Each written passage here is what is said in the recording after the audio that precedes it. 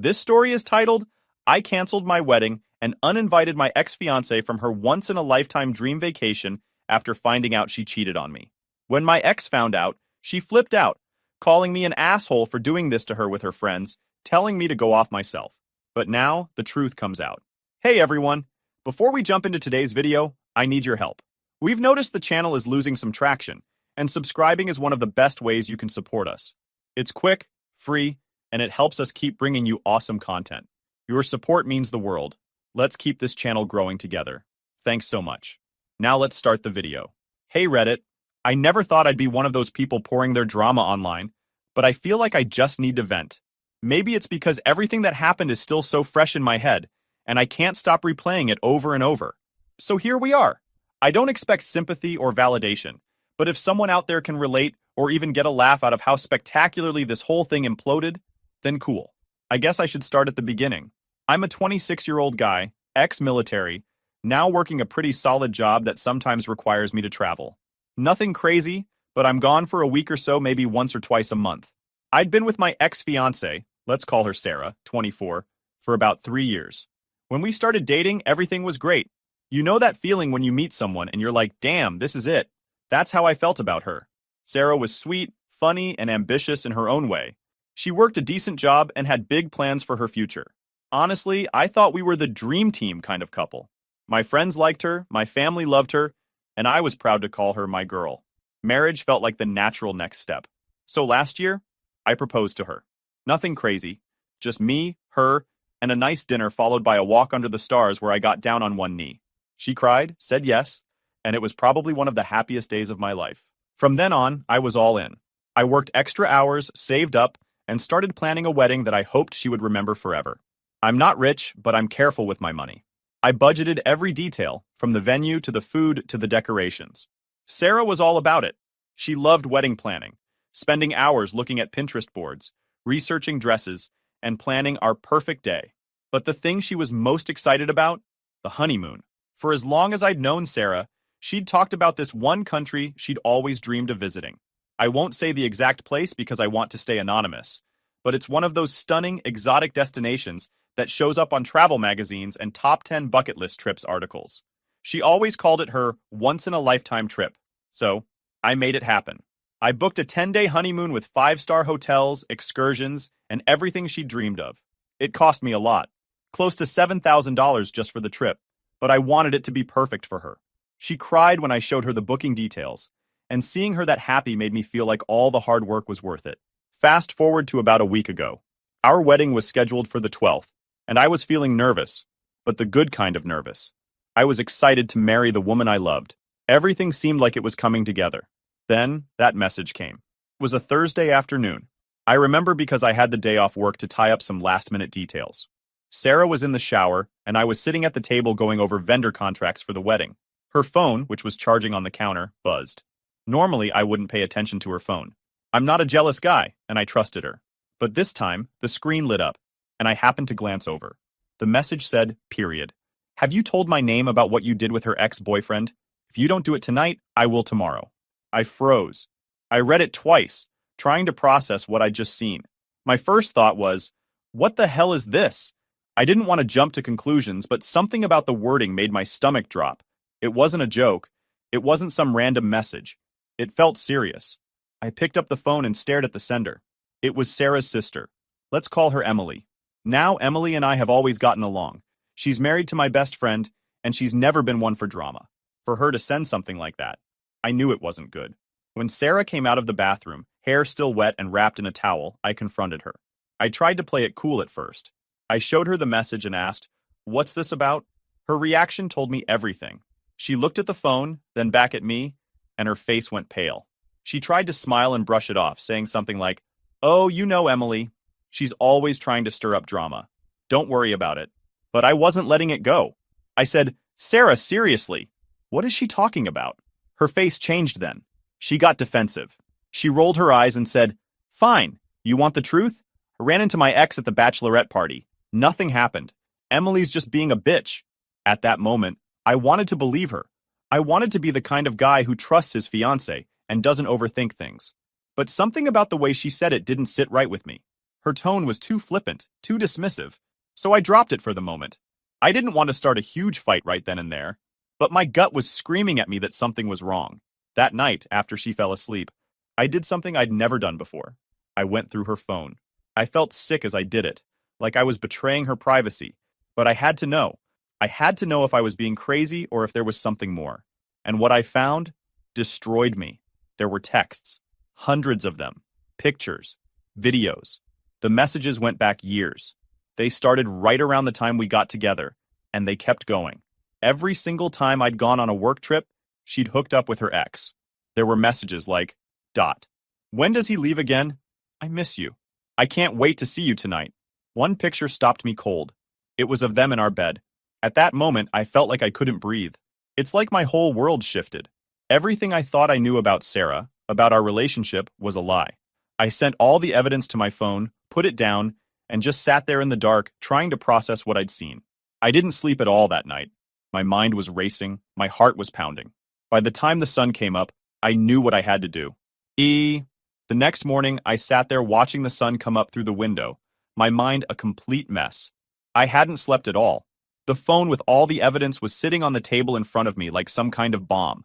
Every time I even looked at it, I felt sick all over again. Sarah was still asleep in our bed, the same bed where she and her ex had hooked up. The thought made me want to throw up. I had no idea how I'd been so blind, so trusting. I guess I was the idiot who thought love meant loyalty. But the messages, the pictures, I couldn't unsee them. Around 7 a.m., I heard her start to stir. I knew I had to get this over with. I walked into the bedroom, stood at the foot of the bed, and just said, "Wake up." She groaned a little, rolled over, and muttered, "What's wrong?" I held up her phone and said, "We need to talk, now." That got her attention.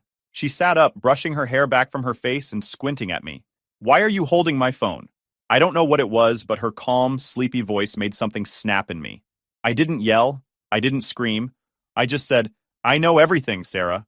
Her whole face changed. At first, she tried to play dumb. "What are you talking about?" I didn't even bother answering. I unlocked her phone, pulled up one of the messages, one of the more explicit ones, and held it up for her to see. Her face went pale instantly. She didn't say anything for a long time, just stared at me with wide eyes like a deer in headlights. "Do you have anything to say?" I asked. My voice came out way calmer than I felt. She blinked a few times, then stammered, Where did you get that?" "Your phone," I said. "The one you didn't think I'd ever look at." "So? How long has this been going on?" At this point, her expression shifted from shock to something I can only describe as defensive. She crossed her arms over her chest and mumbled, "It's not what you think." Those words, "not what you think," set me off. I finally lost it. I laughed. Actually laughed. "Not what I think? Really? So all those messages, all those pictures of you with him, those are what, fake?" She started crying then.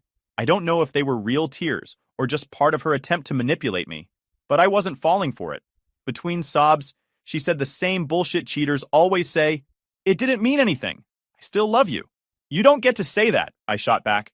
"You've been sleeping with him for years." "Years, Sarah. While I was out working, trying to build a life for us, you were here with him. How can you even look me in the eye and say you love me?" At this point, she started begging. She got off the bed and grabbed my arm. "Please don't do this. We can work through this. It was a mistake, just a stupid mistake." I pulled my arm away from her. "A mistake? A 4-year-long mistake? You've been with him since the beginning of our relationship. Do you have any idea how disgusting this is?" I grabbed her bag from the closet and started throwing her clothes into it. She freaked out, asking me what I was doing, but I didn't answer.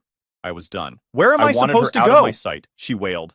"I don't care," I said, zipping up the bag and shoving it into her hands. "Go to your sister's house. Go to his place. Hell, go sleep in your car for all I care. You're not staying here." She started bawling even harder, but I didn't care. I opened the front door, and she just stood there, crying and looking at me like I was the bad guy. I told her one last time, "Get out, Sarah. It's over." When she realized I wasn't changing my mind, she finally left. She took her bag and stormed off, slamming the door behind her. I waited until I heard her car start and pull out of the driveway before I let myself sit down. I was shaking, physically shaking. My whole body felt exhausted, like I'd just run a marathon. I kept thinking, what the hell just happened to my life? After she left, I started going through the motions. I didn't even feel like myself. I called my best friend, who came over immediately. I told him everything, and he just sat there with me in silence for a while. Finally, he said, "Man, I'm so sorry. I don't even know what to say." I told him about the wedding, how everything needed to be canceled. He and his wife jumped in to help me. They called vendors, contacted guests, and made sure everyone knew the wedding was off. I didn't want to deal with it myself. Just hearing the words, "the wedding is canceled," made my stomach turn. By the end of the day, I'd spent hours on the phone canceling everything. The venue, the photographer, the DJ. Most of the vendors were sympathetic, though a few gave me grief about deposits and refunds. I didn't even care about the money anymore. I just wanted it all to be over. The worst part, though, was the honeymoon. That damn trip. Ich stuck off. Sarah didn't reach out for the first 24 hours, but I knew it wouldn't last. Sure enough, the next morning, she started texting me. The messages started off soft. Apologies, explanations, promises to make it right. When I ignored her, the tone changed. She started blaming me, saying things like, "If you hadn't been gone so much for work, maybe I wouldn't have needed him." Needed him? Are you kidding me? I wanted to throw my phone across the room. Her family and friends started texting me too. She must have spun some BS story about how I was overreacting, because I was suddenly getting messages saying I was a jerk for canceling the wedding over one little mistake. One little mistake. That's what they called 4 years of lies and betrayal. I didn't respond to anyone. I didn't owe any of them an explanation. As far as I was concerned, Sarah and her entire circle could believe whatever they wanted. I knew the truth, and that was enough for me. By the time the dust settled, I was completely drained. My house felt empty, my phone was still blowing up, and my wedding plans were officially dead in the water. But as I sat there that night, I realized something. At least it was over. Sarah was out of my life, and there was no going back. After kicking Sarah out, my house felt eerily quiet. For a place that used to feel like ours, it now felt foreign, like I was living in someone else's home. I spent the next day doing what I guess you'd call damage control. I still had all the wedding decorations shoved in boxes, stacks of RSVP cards that now meant nothing, and a fridge full of food I didn't even want to look at. To distract myself, I started making a list of everything that needed to be canceled or adjusted. It was a brutal process. Each time I had to say, "Yeah, the wedding isn't happening anymore." It was like getting punched in the gut all over again. Most people were understanding, and a few of the smaller vendors even refunded me. Bless them. But others weren't as sympathetic, especially when it came to deposits. I just let it go. At that point, what was a few thousand more dollars lost? The worst part of the whole mess, though, was the honeymoon. I'd spent months planning that trip down to the last detail. I wanted it to be perfect for Sarah. It was supposed to be 10 days of luxury in a country she'd always dreamed of visiting. I'd saved up for it for almost a year, scouring deals to make sure we got the best flights, the nicest hotels, and some once-in-a-lifetime excursions. The whole thing had cost me close to $7,000. And here's the kicker. It was completely non-refundable. That part stung. I was already out 10 grand for the wedding itself, and now I was staring down the barrel of losing another 7 grand for a trip that would never happen. I called the travel company to see if there was any way to cancel or at least get some kind of credit, but the rep told me flat out that the tickets, hotels, and everything else were non-transferable unless I found someone else to use them. I hung up the phone and sat there, staring at the confirmation email for the trip. It felt like a cruel joke. This was supposed to be a celebration of a new chapter in my life, and now it was just another reminder of how completely my world had fallen apart.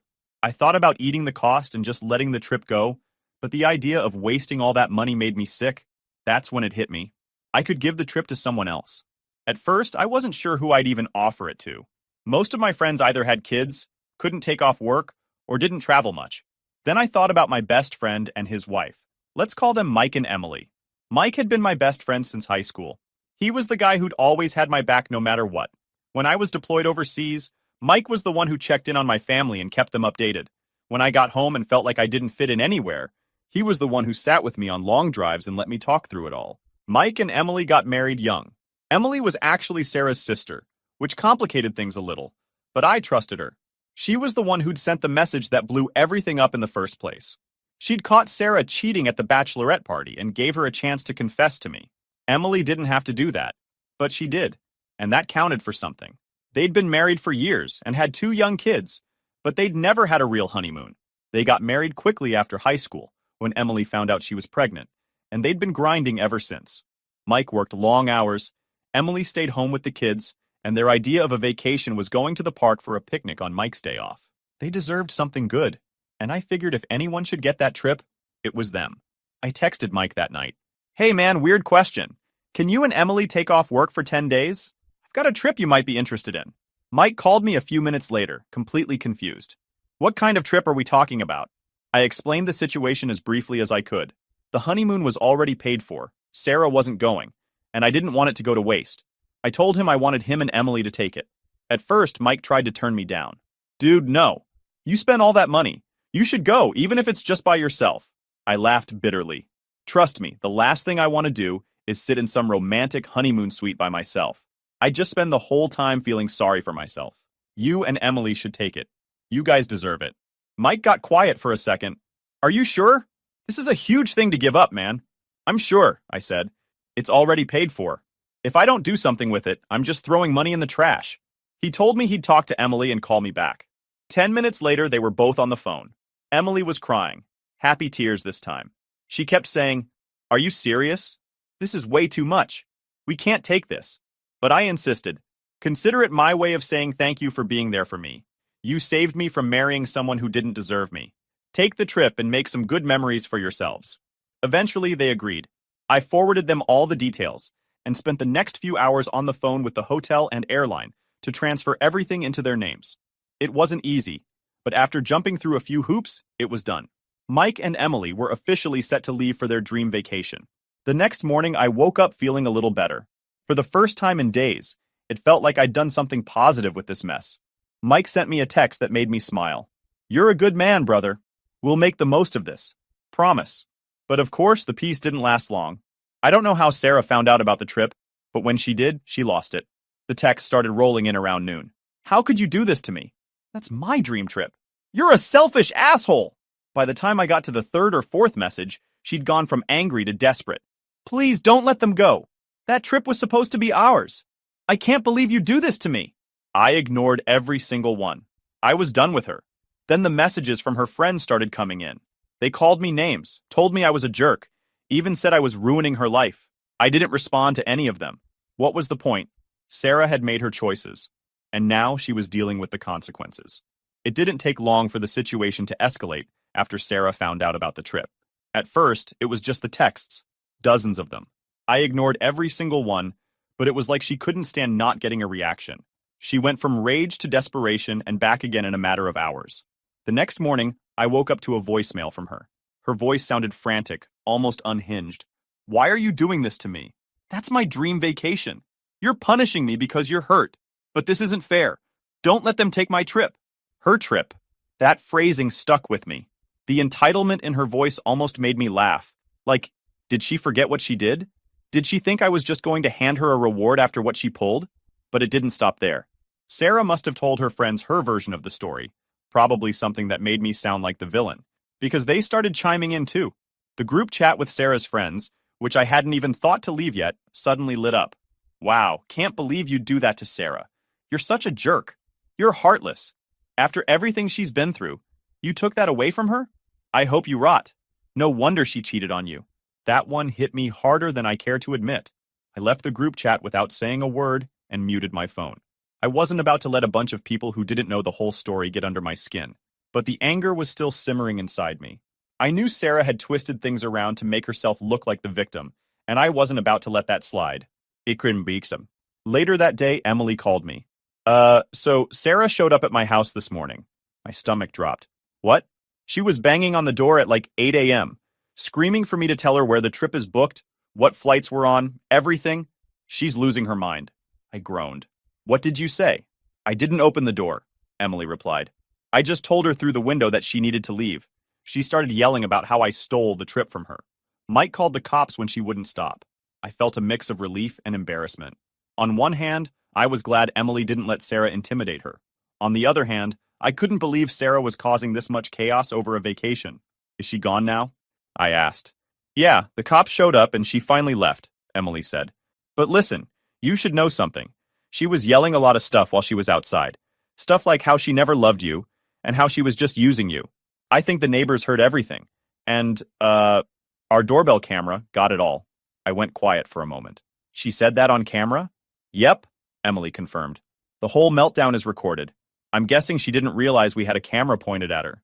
She was screaming about how she only stayed with you for stability, and how she thought she'd get a free vacation out of it. Mike said the footage is insane. I couldn't believe what I was hearing. I knew Sarah had been using me, obviously, but to hear her admit it out loud while throwing a tantrum on someone else's front porch, that was something else. Send me the footage, I said. The video came through about an hour later. I watched it in silence. And let me tell you, it was one of the most surreal things I've ever seen.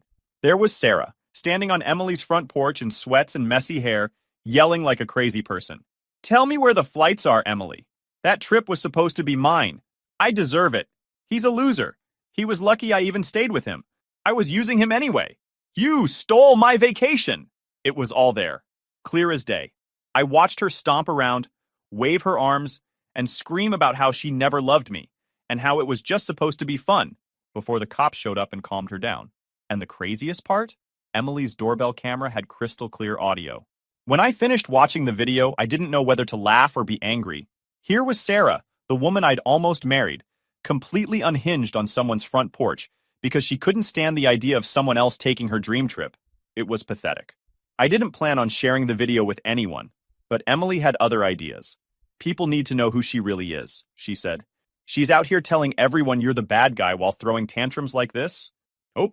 She ended up posting the footage online. I didn't know about it until I started getting messages later that night. At first, I thought it was just more hate from Sarah's friends, but when I checked my phone, the messages were different. People were apologizing. Hey man, I'm sorry I believed Sarah. I didn't know she was like that. I just saw the video. Holy crap. You dodged a bullet. I feel so bad for texting you earlier. I had no idea. That meltdown, yikes. It turned out that Sarah's meltdown had gone semi-viral. A few local Facebook groups picked up the video, and people were sharing it with captions like, "This is what entitlement looks like," and "Someone needs to check on this woman." Her own family reached out to me the next day. Her mom called and said, "I don't know what's going on with Sarah, but I'm so sorry. We had no idea she was acting like this." I didn't say much. I wasn't about to rehash everything, but I told her the truth. Sarah cheated, and I called off the wedding. That was it. Her mom sighed. We'll talk to her. She needs help.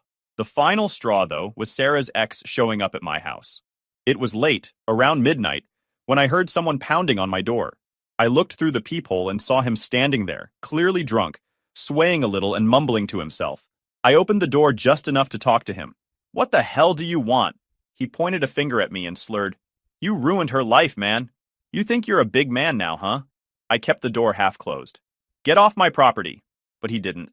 He tried to push his way inside, mumbling about how I stole his girl's trip and how I was gonna pay for it. I shoved him back hard enough to make him stumble. I wasn't about to let some drunk moron break into my house. I called the cops immediately. By the time they showed up, I'd detained him. Not hurt him, just kept him from moving until they could take over. He ended up getting arrested for trespassing, attempted breaking and entering, and violating the restraining order I'd already filed against him earlier that week. By the time the dust settled, Sarah had managed to alienate almost everyone in her life. She lost friends, strained her relationship with her family, and now her ex was in legal trouble.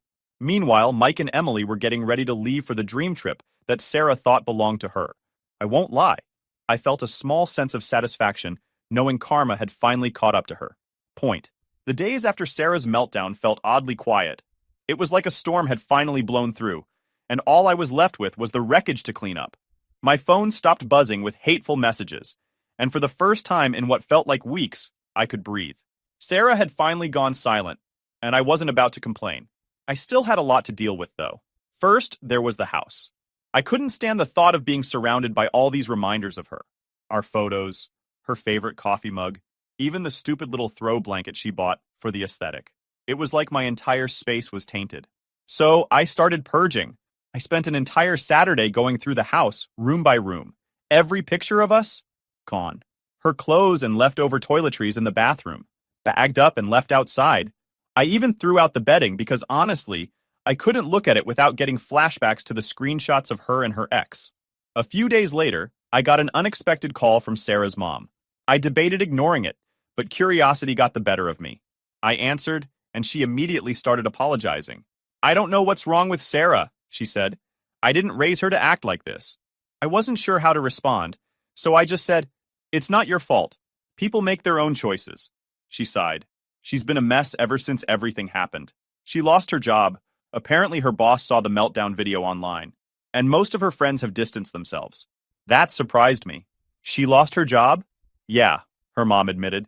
She's staying with a cousin right now, trying to figure things out. I didn't feel sorry for her, but I also didn't feel good about it.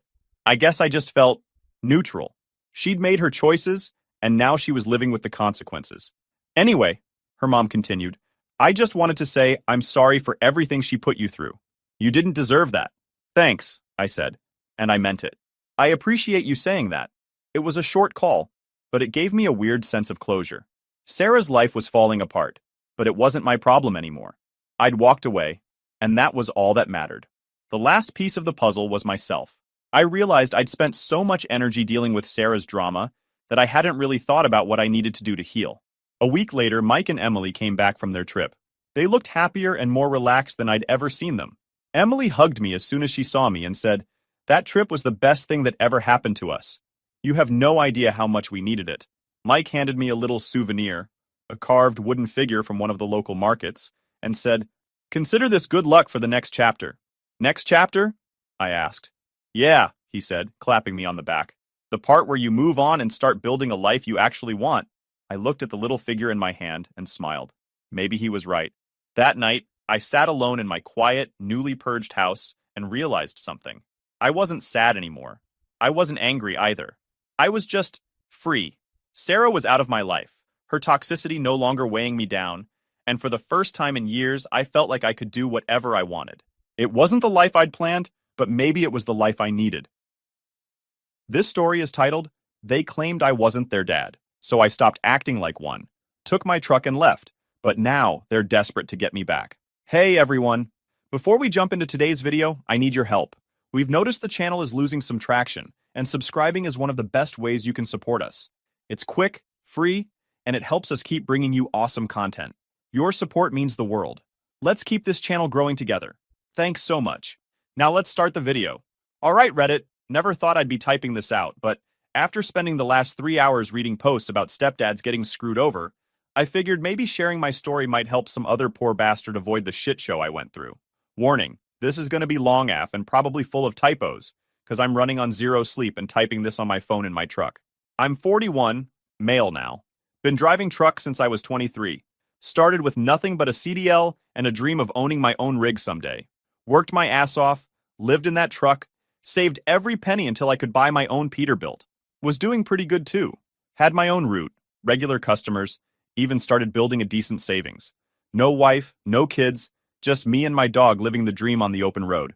Wasn't exactly killing it, but I had my shit together, you know?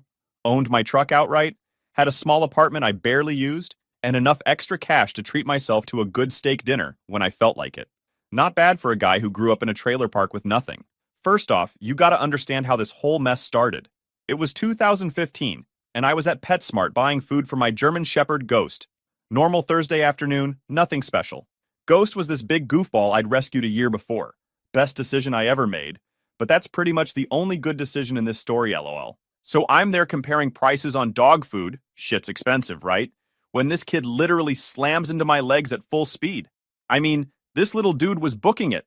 Ghost, being the gentle giant he is, just starts wagging his tail like crazy. This kid, Liam, was like 4 or 5, all energy and no brakes. You know the type. He's wearing this Spider-Man t-shirt that's seen better days, and has this toy car clutched in his hand that he apparently thought could outrun my dog. Behind him comes this woman looking absolutely done with life, pushing a stroller with a baby in it. That was Mia and little Amy. Mia looked like one of those moms you see in movies who's trying to hold it together, but is one spilled sippy cup away from losing it. Dark circles under her eyes, messy bun, the whole attitude. I help Liam up. Kid's still giggling because Ghost is giving him the world's sloppiest kisses, and Mia starts apologizing like crazy. "I'm so sorry, he's just so hyper today. Liam apologized to the nice man, etc., etc." But I'm just laughing because honestly, it was the most excitement I'd had all week. Being a trucker means a lot of lonely hours on the road, so random kid attacks are actually a nice change of pace, LMAO. Turns out they were there because Liam was begging for a pet snake. Hell no, according to Mia. And Amy needed to look at the fishies, or she wouldn't nap. We got to talking. You know how it goes, making small talk while a hyperactive kid tries to convince your dog to be his new best friend. That's when I noticed her Marine Corps widow pin on her purse. Didn't say anything about it at first, but man, it explained a lot. Found out later her husband James died in Afghanistan about a year before. Real hero type. Bronze Star, the whole deal. Left behind a 4-year-old boy who could barely remember him, and a baby girl who'd never know him. Now, I'm not going to sit here and pretend I didn't notice Mia was pretty. She was, but that's not what got me. It was watching her try so damn hard to keep it together. Like when Liam asked if the snake could sleep in Daddy's old room, and her voice cracked just a tiny bit when she said no. Or how she was counting out exact change for dog treats, because you could tell money was tight. Ghost sealed the deal, honestly. This dog, who usually takes forever to warm up to people, was letting Liam climb all over him like a jungle gym. Even little Amy in her stroller was giggling every time Ghost would gently lick her hand. Mia joked that it was the first time she'd seen Amy smile at a stranger in months. I did something stupid then. Offered to let them walk Ghost with me around the store, while we looked at pets they definitely weren't getting. Mia was firm on the no snake rule, and honestly, good call.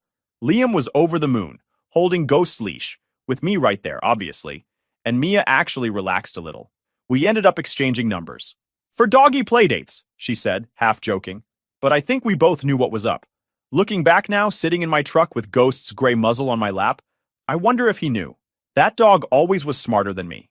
He loved those kids right away, but every time Mia came around, he'd get this look. Not growling, nothing aggressive, just watchful. Should have paid more attention to that. But you know what they say about hindsight being 20/20 and all that bullshit.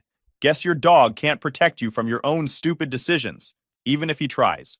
Anyway, those first few months after meeting Mia were, man, I don't even know how to describe them. Started with those doggy playdates we talked about.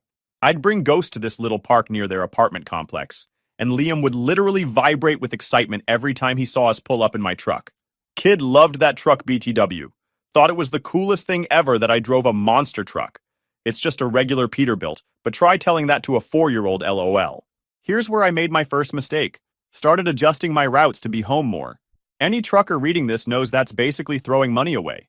But there I was, turning down good long-haul jobs to take local routes so I could be around for stuff like Liam's t-ball games and Amy's doctor appointments.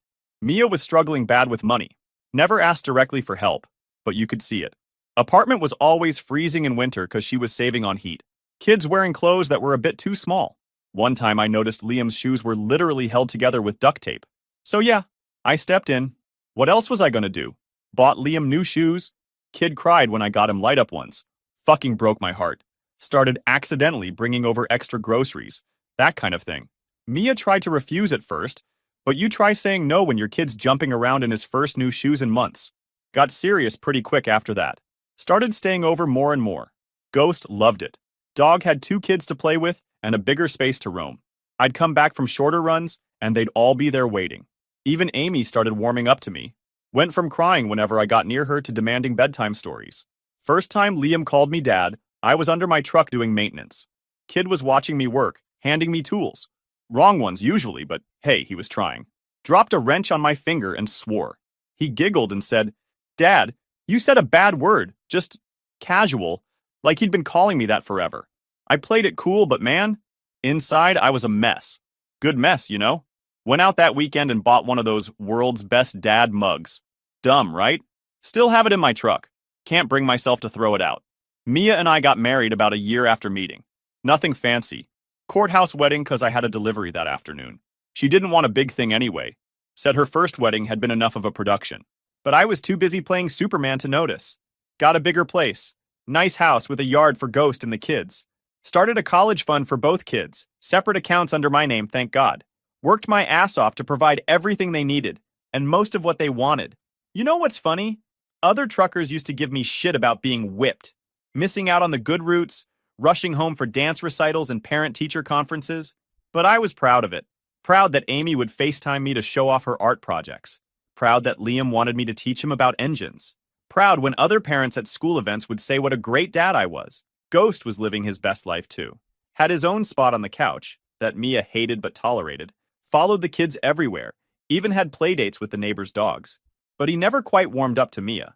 Wouldn't growl or anything, just kept his distance. Wouldn't take treats from her. Wouldn't cuddle with her like he did with the kids. Should have paid attention to that. I started noticing little things about Mia, too. How she'd introduce me as the kid's stepdad instead of her husband. How she kept a picture of James, her late husband, on her nightstand, but wouldn't put up any photos of our wedding. How she'd talk about James to anyone who'd listen, brave Marine, hero, perfect father, but would change the subject if anyone asked what I did for work. But hey, the kids seemed happy, house was paid for, and I had what I thought was a family. Ghost had his humans. I had my ready-made family. Life was good. Now, remember how I said Liam was this sweet kid who thought my truck was the coolest thing ever? Yeah, well, teenagers are a whole different ballgame. When he hit 17, it's like First time I noticed something was really wrong was when I got back from a 3-day run. I'd busted my ass to make it home for his football game, even turned down a better paying route to be there. Walk in the door, Ghost running to greet me like always, and I hear Liam talking to his friends in the kitchen. Nah, my real dad was a Marine. Won a Bronze Star and everything. This guy's just my mom's husband. I felt like someone slapped me on the face. This was the same kid who used to beg me to take him to the truck yard, who'd sit in my rig for hours while I taught him about engines. Now suddenly I'm just my mom's husband? But it got worse. Amy, 14 by then, started copying everything her brother did. Eye rolls, heavy sighs whenever I walked into a room, the works. One time I asked her to clean up her mess in the kitchen. You'd think I'd asked her to donate a kidney or something. Why should I? You're not my real dad. There it was. That fucking phrase. Started hearing it more and more. Every time I tried to set any kind of rules or boundaries, you're not my real dad. Every time I tried to help with homework or give advice, you're not my real dad? I started to feel like it was their new favorite song or something. And Mia, she just checked out. Always on her phone, always too busy to deal with it.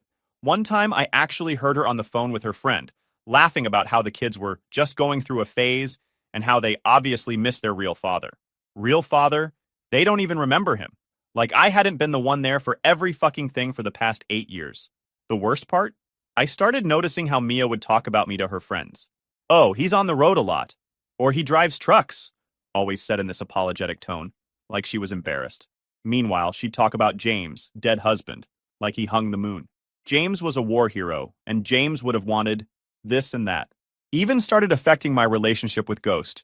Used to be, he'd sleep in the kids' room sometimes. They'd fight over who got him each night. Now they'd push him away, say their friends were coming over, and they didn't want dog hair everywhere. Only time they paid attention to him was when they needed something from me. Amazing how they'd suddenly become dog lovers when they wanted money or favors. But then, I started finding out about all these family things I wasn't invited to. Mia's family reunions, school events, even just dinners out. They'd wait until I was on a run, then go do family stuff without me. Would see the pictures on Mia's Facebook later, them all smiling, having fun, being a real family while I was out earning the money that paid for it all. One night I confronted Mia about it. She just looked at me with this pity, like I was some dumb truck driver who didn't understand how things worked. They're teenagers, they need space. And you're gone so much anyway. Yeah, gone busting my ass to pay for their private school, their phones, their cars, because apparently my truck wasn't good enough for them to be seen in anymore. Gone working extra routes to afford the lifestyle they'd gotten used to. It was like watching something rot from the inside out. On the surface, everything looked fine. Nice house, nice cars, kids in good schools. But underneath, it was all going to shit. Ghost knew. He'd started doing this thing where he'd put his head on my lap whenever I was home, just staring at me with those knowing dog eyes, like he was trying to tell me something. But I wasn't ready to listen yet. But then, things went from bad to worse. Like, my tools would go missing from the garage. Not just misplaced, straight up gone. Liam used to help me maintain my truck. Knew exactly which tools I needed most. Funny how those were always the ones that disappeared. Then my truck started having issues. Nothing major at first. Scratch here, dent there. Could have been anything, right? But then one morning, I came out to find my fuel tank cap unscrewed. Not loose, completely unscrewed and sitting on top. Anyone who knows trucks knows how dangerous that could have been if I hadn't caught it. So I installed a security camera in the yard after that. Guess what I saw on the footage? Our precious boy Liam, 2 a.m., messing with my truck. When I showed Mia the video, you know what she said? Well, maybe if you were home more, he wouldn't act out like this. Yeah, that's when I started keeping receipts for everything. Every repair, every replacement tool, every single thing I paid for. My lawyer says that turned out to be the smartest thing I could have done. But here's where it really went sideways. Amy, my little girl who used to beg for bedtime stories, she started dating this college guy. Tim or Tom or whatever. Real piece of work. Trust fund baby type who drove a BMW his daddy bought him. Didn't think much of it at first. Not my business who she dates, right? Then I noticed she's not wearing the necklace I got her for her 16th birthday anymore. The one she swore she'd never take off. Found out later she told her friends it was embarrassing because it came from a truck stop. It was from Tiffany's, by the way. Worked overtime for 2 months to afford it. One night, I'm at home between routes, and I hear Amy and Mia talking in the kitchen. Amy's going on about how Tom's family has this big Christmas party coming up. Really fancy affair. Mom, what do I tell them about Dad? My ears perk up, thinking maybe, just maybe, she's worried about explaining her stepdad's job. Nope. Just tell them what I always do, honey. That your father was a Marine who died serving his country. Didn't even lower their voices. Didn't care if I heard. I was sitting right there in the living room with Ghost, and they just acted like I didn't exist. Ghost growled. First time I'd ever heard him growl at family. Mia jumped, tried to play it off with a laugh. Oh, that dog's getting so moody in his old age. Nah, Mia. Ghost just finally stopped pretending, same as me. But the final straw is when I found out they had a whole-ass Thanksgiving dinner while I was on a run. Not just them, Mia's whole family, some of the kids' friends, even a few neighbors. Saw the pictures on Facebook. They'd set up in my backyard, used my grill, that I hadn't been allowed to use in months because the smoke bothers Amy's allergies, and acted like one big happy family. And the caption under the photo said, "So thankful for family. Missing James extra hard today. I was out there driving through a fucking snowstorm to deliver emergency supplies, missing my family, and they're playing house pretending I don't exist. I had enough that night, sleeping in my truck with Ghost. Didn't even bother going inside when I got home. I started making plans. Called my buddy Rich, who's a lawyer. Started gathering documents. Took screenshots of everything, but I still wasn't ready to pull the trigger. Still thought maybe there was something worth saving. What a fucking idiot I was. But you know what's funny about life? Just when you think things can't get more fucked up, the universe finds a way to prove you wrong. That day started normal enough. Just finishing up a long haul from California, looking forward to surprising Amy for her 21st birthday. Didn't know I was the one in for a surprise. So I was pushing through because Amy's birthday was coming up, and even though things were shit, I still wanted to be there. Had this whole thing planned, was gonna surprise her, had a Tiffany bracelet I'd been saving up for months to buy her, got home early for once. It's like 6 p.m., sun's still up. I see all these cars parked around our house. Nice ones, BMWs, Mercedes, that kind of shit. Figured maybe Mia was having one of her fancy friend gatherings she never invited me to. Ghost starts acting weird the moment we pull up. Normally he's excited to get home, but this time he's just tense. Should have listened to him right then and there. I go around back because that's where all the noise is coming from. And there it is. Full-blown party in my backyard. Catering, fancy dresses, the works. And right in the middle of it all is Amy, holding hands with Trust Fund Tom. It was a whole engagement party that they didn't tell me about. But here's the thing that really got me. I'm standing there, gift box in my hand, and I hear this old lady, Tom's grandmother found out later, asking about Amy's family. Oh, what does your father do, dear? Now, I'm thinking maybe, just maybe, after all these years, Amy might acknowledge me. Shit, even my stepdad's a truck driver would have been something. Amy, wearing this fancy designer dress that I know Mia couldn't afford, looks this old lady right in the eye and says, "My father was a Marine.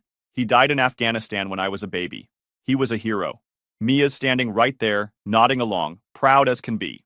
And then she adds, "James would be so proud of the woman Amy's become. He always wanted her to marry well. Marry well. Like being a working man who provided for their family for 15 years wasn't well enough." Then Tom's dad starts talking about the wedding plans. Big church wedding, country club reception, all that fancy shit. Then he says something about father of the bride traditions. Amy doesn't even hesitate. "Oh, my Uncle Steve, Mia's brother, will be standing in for my dad. He was my dad's best friend in the Marines." Fucking Steve, who I've literally never seen contribute a damn thing to Amy's life except showing up drunk to Christmas and telling war stories about James. I must have made some kind of noise because Ghost lets out this low whine. That's when they finally notice me standing there. The look on Amy's face, not shame, not guilt, just annoyance. Like I'd ruined her perfect moment by existing. Mia tries to play it off. "Oh, Jacob, you're home early. We were just..." But I'm not listening anymore. I'm looking at my house, my backyard, the party being paid for with my money. Found out later Mia used my credit card for the catering. Celebrating my daughter's engagement, and I'm not even supposed to exist. The bracelet box feels like it weighs 1,000 pounds in my hand. Ghost is pressed against my leg, doing that thing where he's trying to protect me, but also comfort me at the same time. Tom's mom, trying to be polite, I guess, asked who I am. Before anyone can answer, I just turn around and walk away. Get in my truck, Ghost jumps in, and we leave. Spent the night at a truck stop about 50 miles away, just sitting there with Ghost, both of us staring at nothing. That night, I called Rich, my lawyer buddy, told him it's time. He just said, finally. I've had the papers ready for months. Honestly, after that engagement party bullshit, something in me just broke, or maybe fixed itself, depending how you look at it. Spent that whole night in my truck with Ghost, going through old photos on my phone, pictures of Liam's first baseball game, Amy's dance recitals, all that family stuff I thought we had. But here's something most people don't get about trucking. It's not just some dude driving a big rig down the highway. It's a fucking business. Contracts, accounts, assets, the whole 9 yards. And while Mia and the kids were busy looking down their noses at the simple trucker, I was running that business like a goddamn CEO. That house they were living in my name. The cars they drove, my name. The credit cards Mia used to pay for that fancy engagement party, all in my name. Even the utilities were under my company's name because of some tax thing Rich set up years ago. But I played it cool, kept driving my routes, kept paying the bills, kept acting like nothing was wrong. Even sat through dinner one night where Amy and Mia were talking about wedding venues that cost more than my first truck. Just nodded along, playing the dumb trucker they thought I was. Meanwhile, Rich and I went through everything. Bank statements, property titles, credit card bills, all of it. Found some interesting shit too. Like how Mia had been writing checks to her brother Steve, you know, the stand-in dad, from my business account. Or how Liam had been using my credit card to buy parts for his car that somehow ended up on his friend's ride. The best part? Mia never signed any prenup, but she also never put her name on anything important. She thought not taking my last name meant she was keeping her independence or some shit. Actually meant she had no legal claim to my assets. Rich laughed his ass off when he realized that. You know what really gets me though?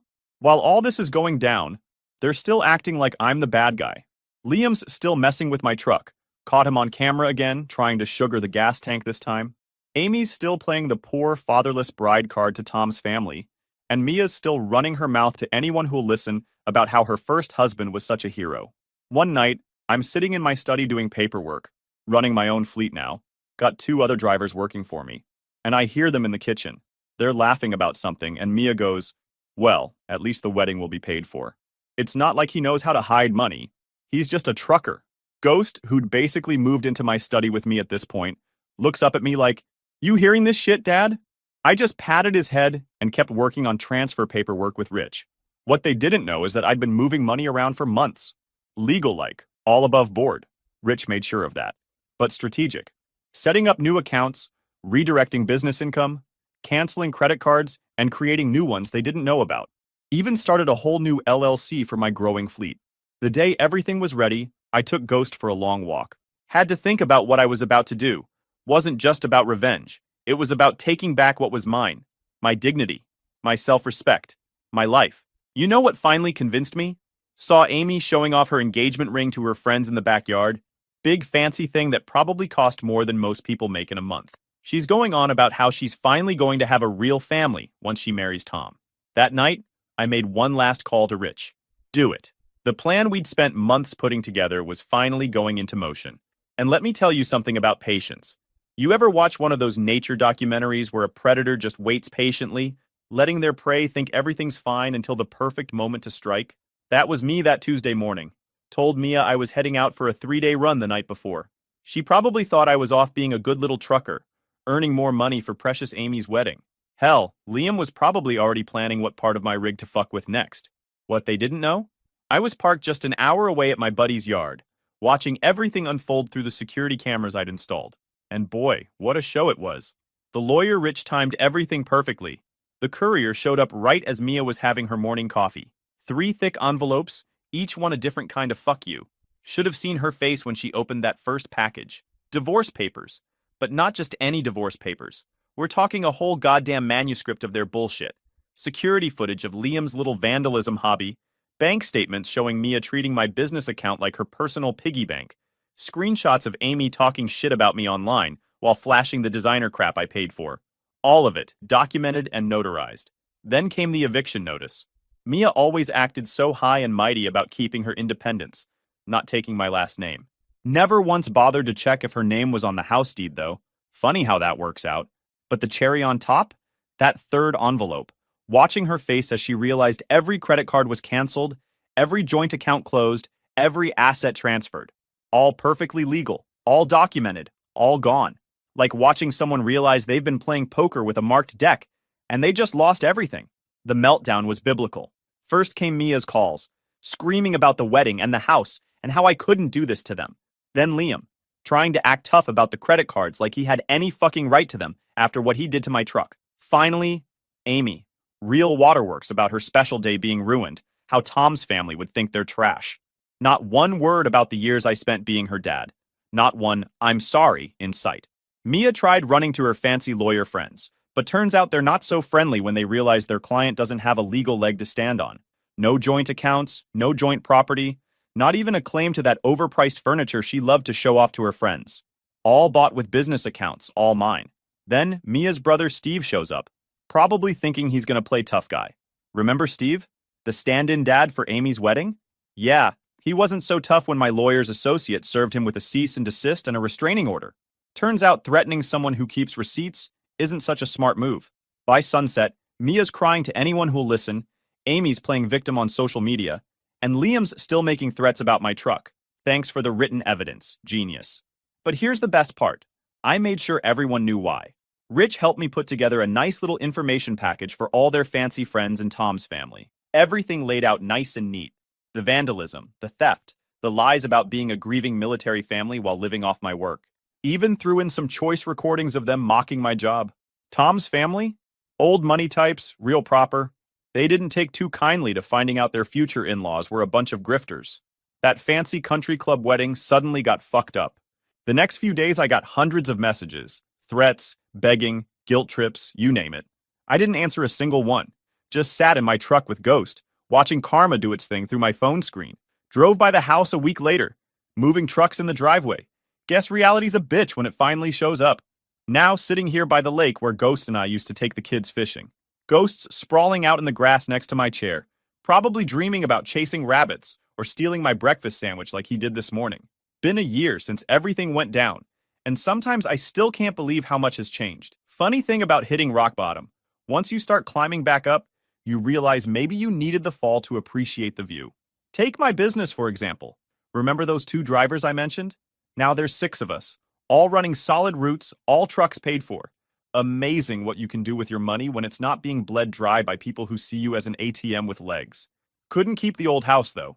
Too many ghosts, and I don't mean the 4-legged kind. Found a smaller place near my truck yard instead. Got a big fenced yard where he can run, a garage where I can work on my trucks in peace, and most importantly, no drama walking through the door every night. People keep asking me about them. Guess everyone loves a good train wreck, right? Mia ended up moving in with her hero brother Steve. Funny how his heroic spirit dried up when she actually needed help. Last I heard, she's answering phones at some dental office. Turns out, just a trucker wasn't such a bad provider after all. Liam's working at his uncle's tire shop now. College wasn't so appealing once daddy's money stopped flowing. Kind of ironic, kid who thought manual labor was beneath him is now changing tires for a living. Life's got a sense of humor, I'll give it that. And Amy? That fairy tale wedding crashed and burned. Trust fund. Tom's family had some concerns about their precious son marrying into a family with questionable values. Their words, not mine. They offered to bankroll a smaller ceremony, but Princess wouldn't have it. She's slinging plates at some chain restaurant now, living back with Mia. That Tiffany bracelet I bought for her birthday? Sold it. Got Ghost an orthopedic bed instead. Best trade I ever made. The messages still come sometimes. Mia's essays about how I destroyed the family go straight to Rich's evidence folder. Amy tried the "I miss you dad" routine on my birthday. Funny how that word only matters when they need something. Liam? Radio silence. Good. You know what's weird though? I don't feel anything for them anymore. No hate, no love, just nothing. But life keeps rolling. Fleet's growing. Got good people working with me who actually respect what we do. Got a date next weekend too. owns a diner on one of my regular routes. She's got her own business, her own life, and get this, she actually thinks what I do is something to be proud of. Ghost gave her the paw of approval, which is really all the review I need. And you know what? After all this, I realized something important. Being a provider doesn't make you a father, and being a father doesn't mean being a doormat. Sometimes the family you think you're building is just a house of cards.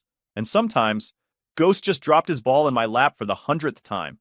The only family you need is the one that's been lying at your feet all along. Ghost is giving me that look now. The one that says, enough with the heavy stuff, Dad. Let's play. Think I'll take his advice. After all, he's been right about everything else. Edit 1. Ghost says thanks for all the love. He's currently snoring in his fancy new bed, living his best life. Final edit. To everyone fighting their own battles, it gets better. Keep your dignity, document everything, and never let anyone shame you for honest work. Ghost and I have an early route tomorrow, so we're signing off. Remember, sometimes losing a fake family is worth finding yourself.